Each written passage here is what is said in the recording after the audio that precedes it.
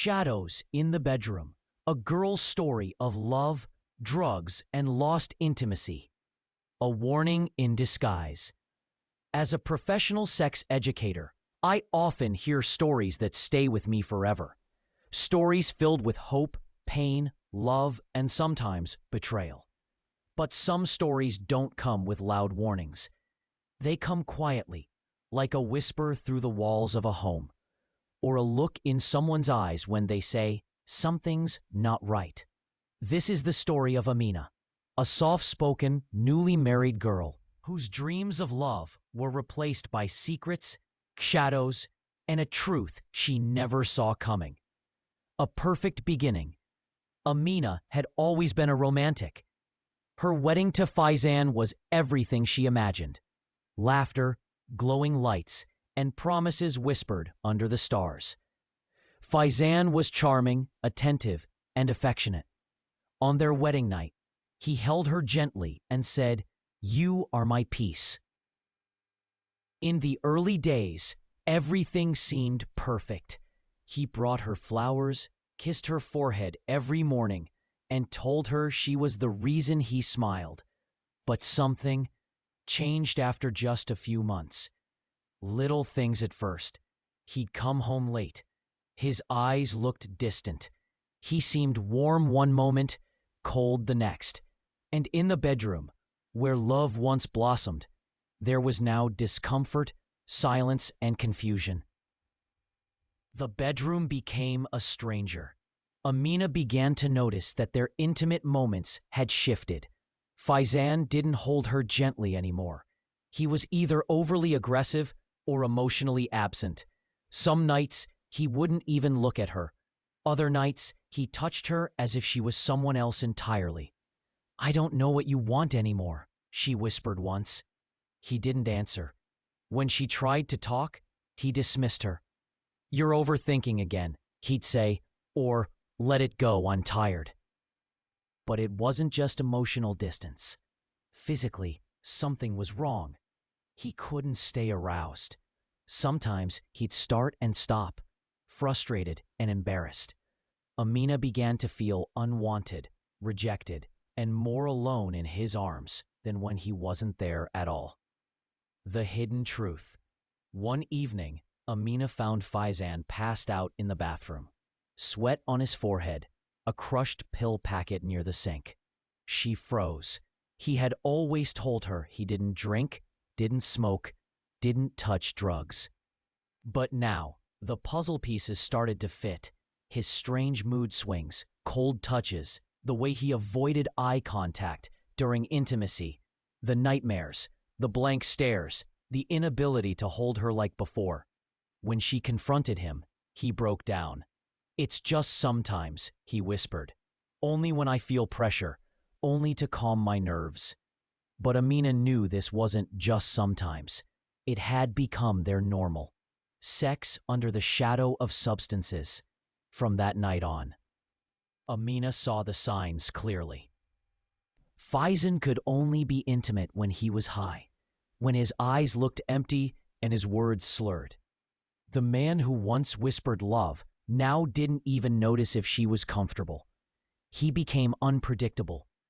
Some nights, he was overly rough, impatient, disconnected, like he wasn't with her, but chasing a sensation. Other nights, he'd lie next to her, unable to perform, full of shame, but too proud to admit it. Amina started avoiding the bedroom. She felt like a stranger to her own body, touched but not loved. Emotional breakdown and loneliness. Amina began to blame herself. Maybe she wasn't beautiful enough. Maybe she wasn't doing something right. Her self-esteem cracked day by day. She began to lose weight. Her eyes lost their light. She once asked him, "Do you even want me? Or just the feeling the drugs give you?" He said nothing. His silence was louder than a scream. She stopped sleeping in the same room. She cried silently into her pillow at night. She feared intimacy, feared touch, feared what her marriage had become.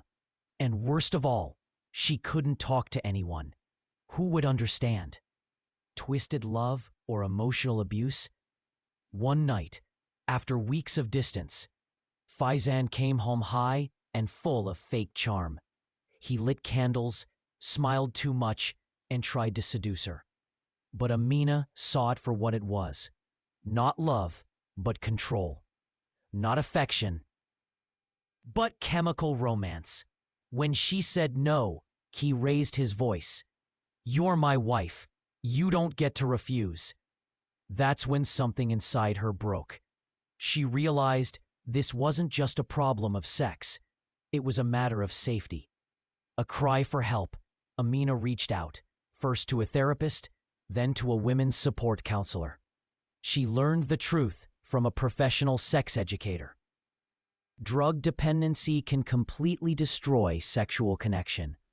It turns love into confusion, intimacy into fear, and passion into pain. She finally heard the words she needed. It's not your fault. You are not broken. You deserve safe, sober, loving intimacy.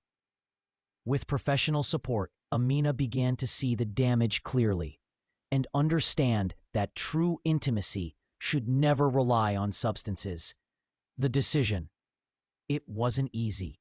Leaving a marriage, walking away from a man she once loved. But Amina chose herself. She chose healing. She chose peace. She started therapy, attended a women's empowerment group, and slowly, she began to reconnect with her own body. Not as something to be used, but something to be respected. One day, she looked in the mirror and said, "I am not ashamed. I am not broken. I am whole." Final words from a professional sex educator. Amina's story isn't rare. All over the world, people, especially women, suffer in silence when partners use drugs that twist intimacy into trauma. But it doesn't have to be that way. If you or someone you know is facing emotional disconnection, unwanted or painful sex, drug-fueled intimacy, confusion, shame, or silence, please know this. You are not alone. You deserve to feel safe. You have the right to say no, even in marriage. You can ask for help, and you can heal. Drugs and love do not mix. True intimacy requires presence, respect, emotional safety, and mutual desire. Not pills, not pressure, not foggy nights followed by regret. If Amina's story feels like your story, or like someone you know, reach out, a friend, or even a sex educator. Because love should never be confusing, and sex should never feel like a shadow.